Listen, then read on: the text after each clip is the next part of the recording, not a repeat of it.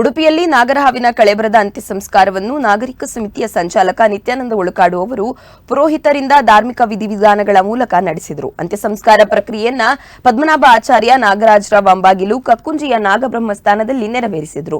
ಈ ಸಂದರ್ಭ ಹೊಸಬದುಕು ಆಶ್ರಮದ ಸಂಚಾಲಕ ವಿನಯ್ ಚಂದ್ರ ಉಪಸ್ಥಿತರಿದ್ದರು. ಅಪಘಾತದಿಂದ ಸಾವನ್ನಪ್ಪಿರುವ ನಾಗರಹಾವಿನ ಕಳೇಬರವು ತಡರಾತ್ರಿ ಸಮಯದಲ್ಲಿ ಪ್ರಶಾಂತ್ ಎನ್ನುವವರಿಗೆ ಹೆದ್ದಾರಿಯಲ್ಲಿ ಕಂಡುಬಂದಿತ್ತು.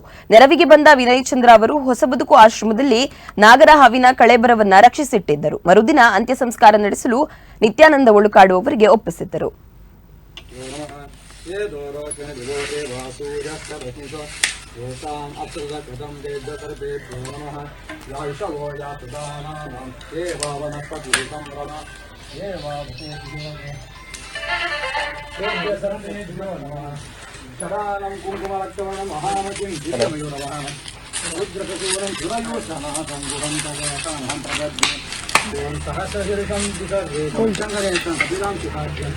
विषायुधं प्रोज्जल संस्कादानम्